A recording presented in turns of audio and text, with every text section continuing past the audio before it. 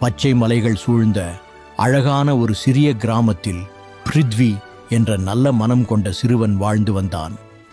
ஒரு நாள் கிராமச் சாலையில் விளையாடிக் கொண்டிருந்த போது அவன் தரையில் ஒரு பணப்பையை கண்டான். அதை திறந்து பார்த்தபோது அதில் பணமும் ஒரு முகவரி அட்டையும் இருந்தது. அது யாரோ ஒருவருடையது என்பதை உணர்ந்த பிருத்வி அதை வைத்துக் கொள்ளாமல் அதன் உண்மையான உரிமையாளரிடம் திருப்பிக் கொடுக்க முடிவு செய்தான். அந்த முகவரியை பார்த்து அவர் வீட்டிற்கு சென்று பணப்பையை கொடுத்தான்.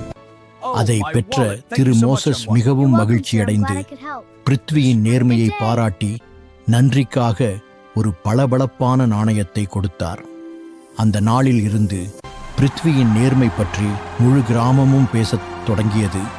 அப்போது அனைவரும் உணர்ந்தார்கள், நேர்மை என்பது சரியானதை செய்வது மட்டுமல்ல, அது மற்றவர்களின் வாழ்க்கையையும் மகிழ்ச்சியாக மாற்றும் ஒரு பெரிய பண்பு.